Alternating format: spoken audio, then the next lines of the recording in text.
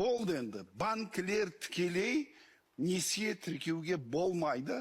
Себебі барлығы өздері аферист банкілер. Осы өздері қылмыскер. Мен оларға біреуіне де сенбеймін.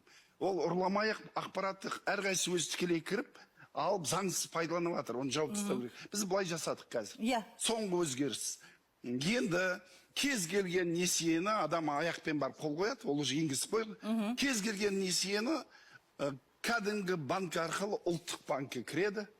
Ұлттық банкі өз жүйесінде, мемлекеттік қой, тіркейді адамды, рұқсатын алады, келісімін алады, сөйтіп келісім шарт жасауға рұқсат береді. Екінші, биометрия жасайды, ұлттық банкке кіреді, ұлттық банк тіркейді, сосын ол рұқсат береді. Үшінші, жаңағы электронды қол қоюға дәл солай. Қашан жүзеге асады бұл шаралар? Бұл енді 1 сәуірден асады. Яғни 1 сәуірден бастап онлайн несие болмайды деп айтсақ болады ғой? 1 сәуірден бастап оны ұлттық банк арқылы, мен басқаша айтайын, 1 қыркүйектен бастап біз былай жасадық. Қазір енгізіп қойдым мен.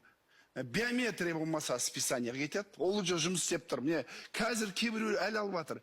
Биометриядан өтпей, ешқандай сотсыз банк өзі жабу керек өз ақшамен. Уже бар, пайдаланыңыздар.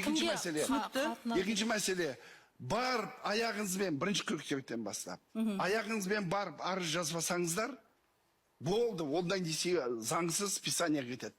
Үшінші, кез келген несиені 24 сағат ұстап тұру керек.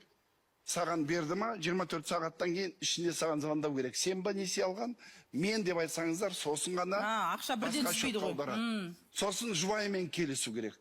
Ең негізгі мәселе, банкке біз жауаптық қойдық. Егер бұл алаяқ несие болса, тексер, шотын тексер.